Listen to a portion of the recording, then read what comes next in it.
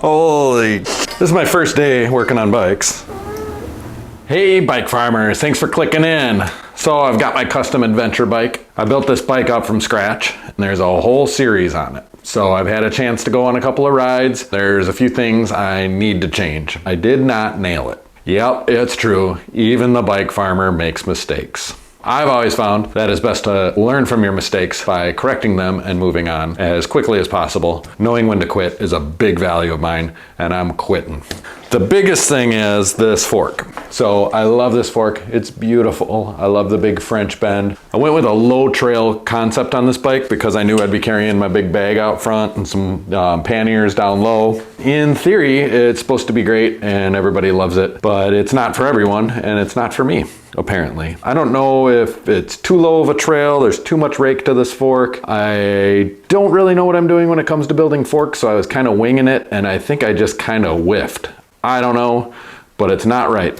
It's also probably not the safest thing to be riding around on a bike with a fork that I built when I don't know what I'm doing. I think it's safe, but everybody's like, oh my God, you've got bigger balls than me because I would never ride a fork, blah, blah, you know, anyway, because like you don't really want to be messing around with the front of your bike because if something fails and you decide to eat pavement. So anyway, I thought it'd be best to go out and find a fork that was already manufactured. The tricky part is finding a 26-inch cantilever fork these days that isn't suspension corrected. So suspension forks have a much longer axle to crown measurement. So the axle down here to the fork crown is longer on suspension forks. So a lot of people are taking these old mountain bikes and converting them to gravel bikes by getting suspension corrected forks. So there's a bunch of those out there and they're relatively cheap, but this is actually about a 400 millimeter axle to crown on this bike. And those are more like 440, I think, or something like that. But I was able to find this one from Carver. Now Carver makes bikes and they make forks. This is a very beefy, very heavy. I think the rake is about 45 millimeters on this fork, whereas I probably have more like 55 millimeters on the one I built. So it's gonna raise the trail quite a bit. It is not suspension corrected, so 410 millimeter axle to crown and 1 1/8 inch. It's heavy duty. It's got mounts halfway up for my problem solver butterflies so I can still do my fancy dry bag thing to the front. This fork should get it really close to that original geometry of my all-arounder that I was going for on this bike, which to be honest with you really doesn't handle that poorly with a front load. So I didn't need to go low trail on this bike. And so I'm gonna try to get it a little bit closer to that.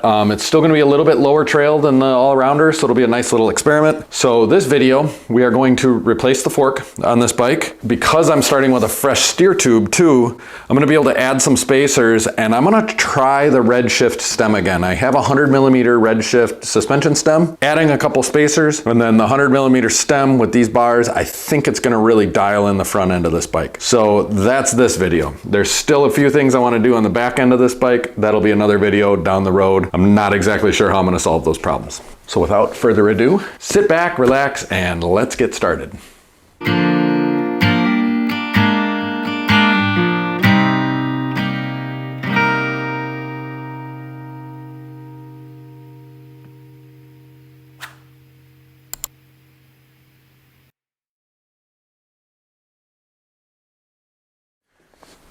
Okay, per the usual, pop the wheels off, but this time we're going to start in the front. Pop this front wheel off. I should have filed the lawyer lips off this fork. This would be a lot easier. It's tricky to get this fork off with these butterflies in the way, bow ties, whatever you want to call them.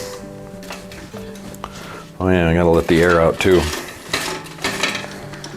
I think the brakes are gonna work better with this new fork too. I think everything's gonna really improve dramatically with this new fork. It's too bad. This is a really cool looking fork. It's fun to say I built it, but it'll look good hanging on the wall too. See if we can't get this rack out of the way.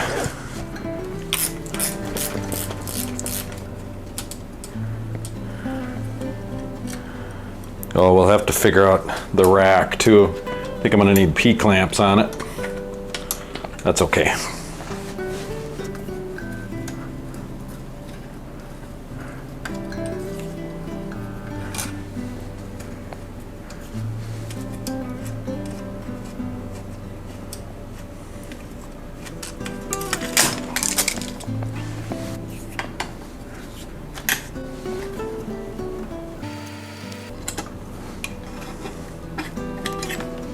Pop these brakes off, let that one dangle.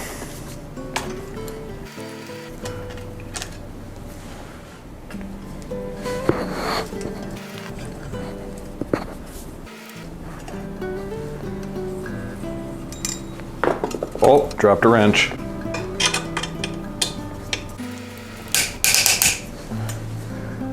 So this is a titanium stem, and I really feel bad about cranking these bolts on so tight, but they just wouldn't hold this bar, this clamp, I don't know.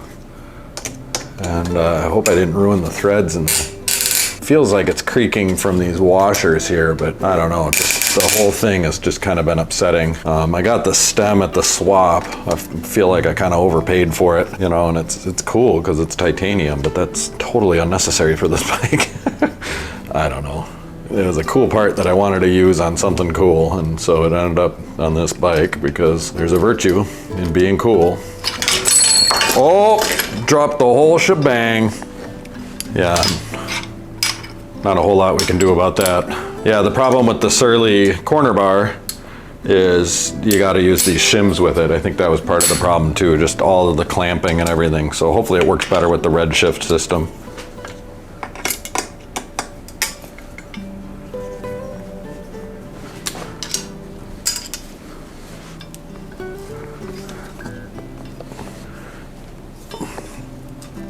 Man, it just doesn't want to come out.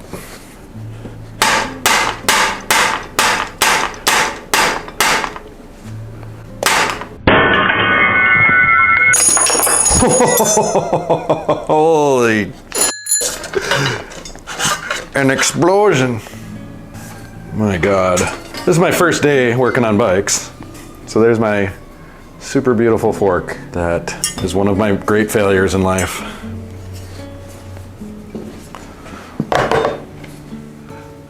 Grab my little punch here.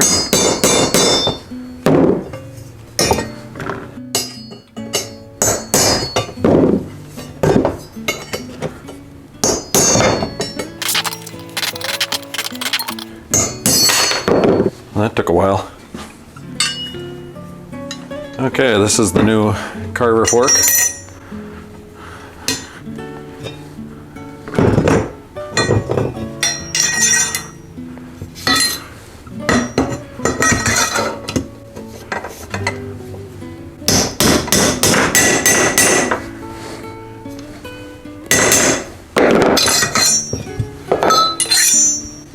Tap that on there. Ready to rock. This kind of has a way it wants to be, like this. Maybe do that. Will it balance there for us for the time being?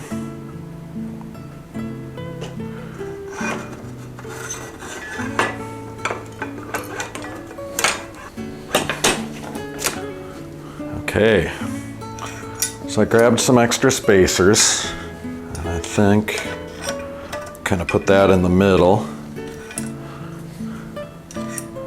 That enough? Oh, I forgot to put the star nut in. Dang it. I'm gonna put a star nut in here.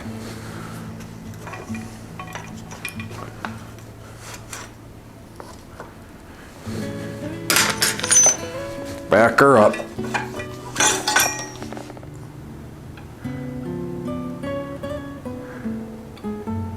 Hey, Gregor. Hi, buddy. All right, I got my star nut pounder on her tour. That didn't come out right at all. The star nut pounder on her tool.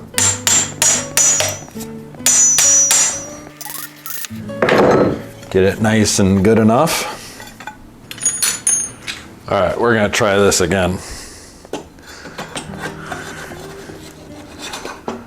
Oh, dropped a headset cap part top thingy.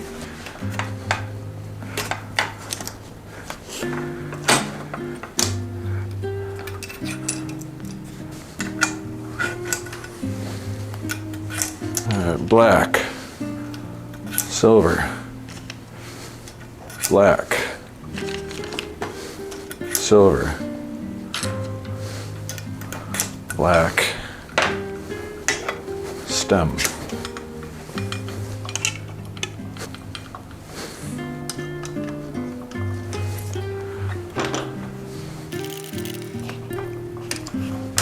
Okay, it's on.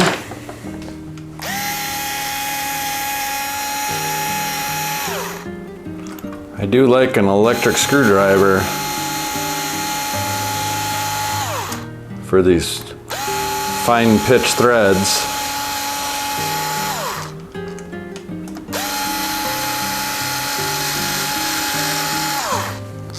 There's got to be a better way. It's always such a dexterity test. Okay.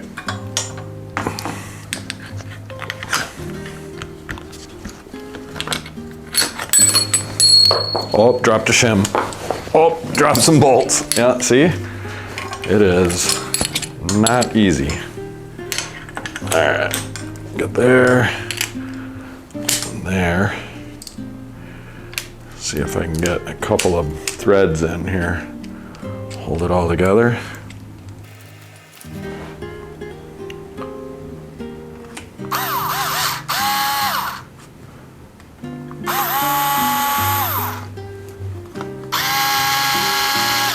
All right, and the dialing in of things can happen in a little bit. So we'll futz with this for a little bit till we get it right. Oh man, oh, I just scratched the crap out of it. Overthinking it. Oh well.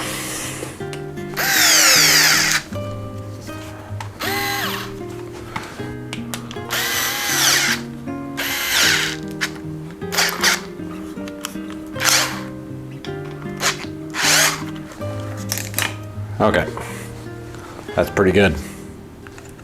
All right, so here in Happy Break Town, grease or posts.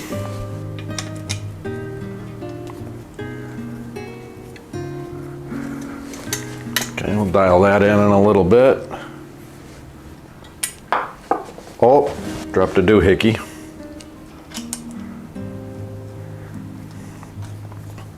I should do a series of videos of me asking people if I can hold their babies. Oh!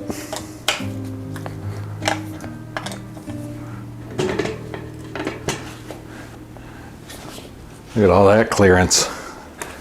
Wow, you can look at just look at the angle of the brake pads, how different it is.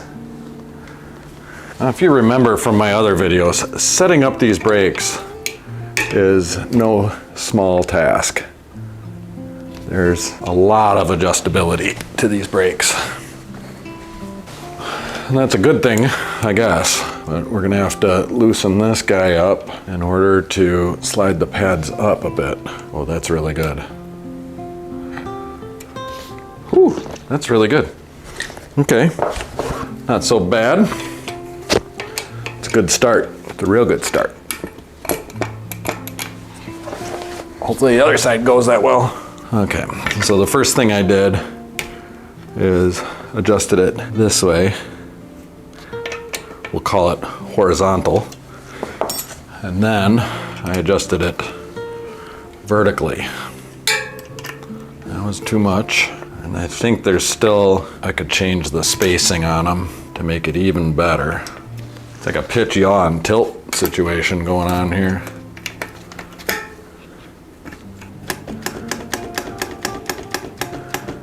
Okay, now we just got to balance them. Balance the spring tension. It's got a real light touch to it. Oh, wrong wrench. This is the wrong wrench too.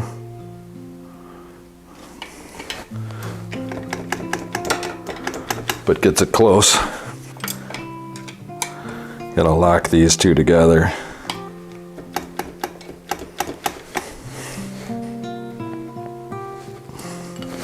Infinite adjustability, which is great, but it's also a little bit tricky.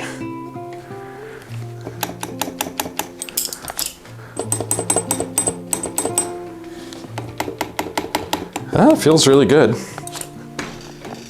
I'm gonna add a bit more over on this side here. See what happens. Oh, dropped a wrench.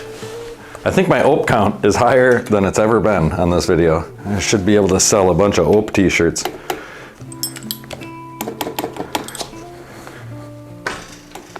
There you go. Okay, so the fork's on.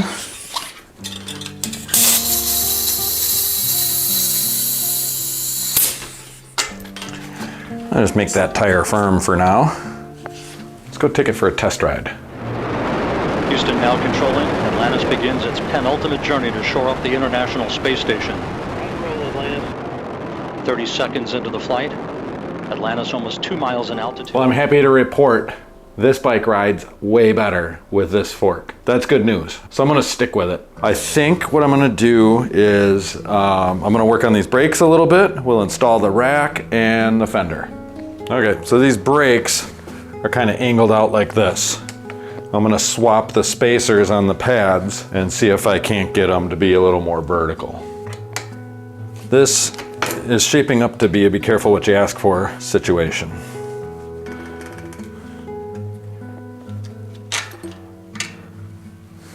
Okay, so what I'm talking about here is when you have your brakes, there's two different size spacers.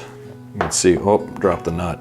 These two size spacers. You got a skinny one and a fat one, and I'm gonna swap them. I'm gonna put the skinny one on the inside and the fat one on the outside, and that'll bring the whole system, in this way. So the brake lever, or whatever you call these, the brake arms will be more vertical.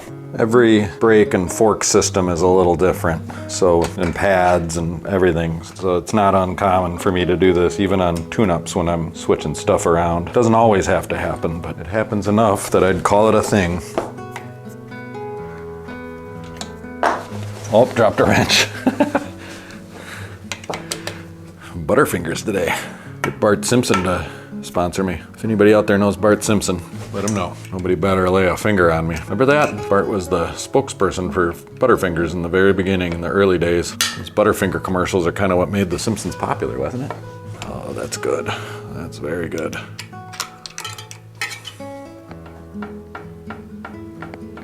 Do it to the other side now.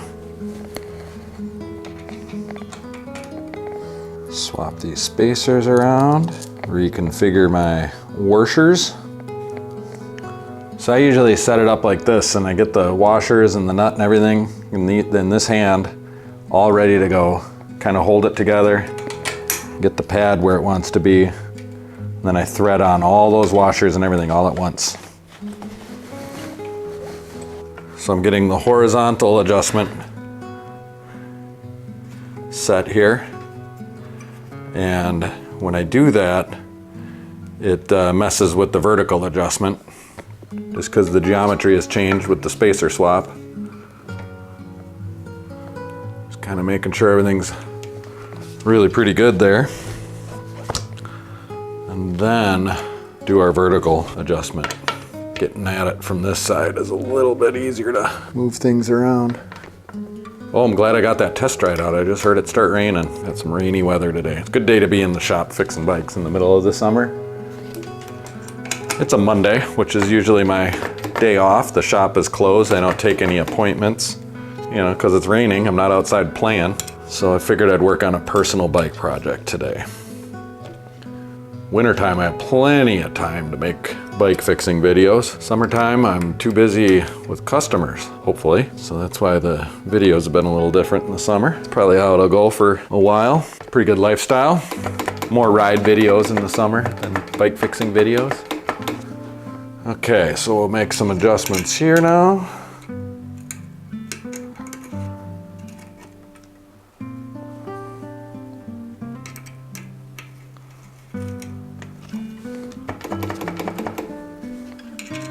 Yeah, that's really how these brakes want to be. I have a feeling I have to rebuild the entire rear end of this bike. The rear triangle has to be rebuilt on this bike too. So I'll do that over the winter. And I'm gonna try to fix the brake post situation in the back to get more vertical like that with these V-brakes. Linear pull brakes. I'm just gonna give that a little bit of a tweak.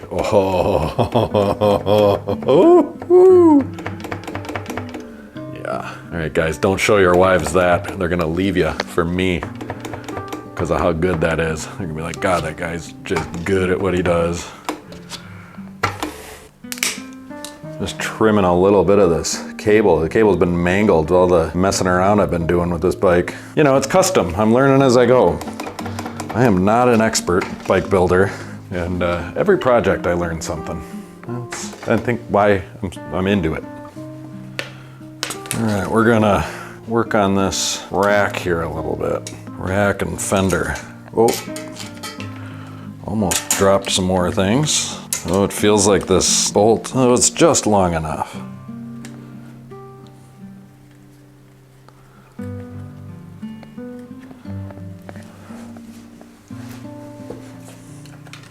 I'm gonna put real fenders on this bike too, just not today.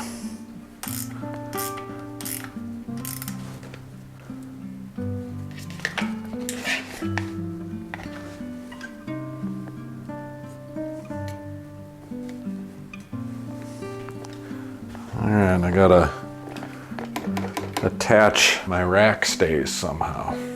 Okay, the way to do that is with P-clamps. So I'll get some P-clamps probably down here, right? Wrap them around there and out front like that. And that should do it. But I don't have any.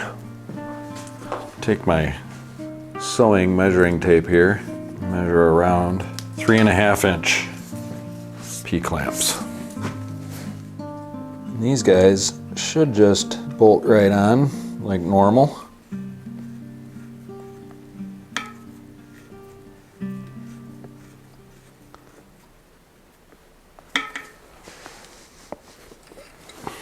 This is the most minimalistic way to carry stuff on the front end of a bike, I think.